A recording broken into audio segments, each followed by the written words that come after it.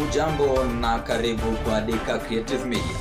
Mshambuliaji wa Harambee Stars Michael Olunga ameendelea kung'ara katika ligi kuu ya Qatar baada ya kufunga mabao 4 mfululizo katika ushindi wa Al Duhail dhidi ya Al Sadd, mechi iliyogaragazwa usiku wa jana mjini Doha.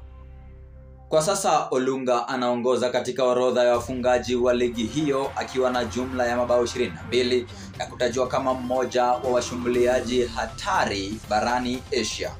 Amesema kuwa malengo yake si tu kutwaa kiatu cha dhahabu bali pia kuinua jina la Kenya katika ramani ya soka la kimataifa.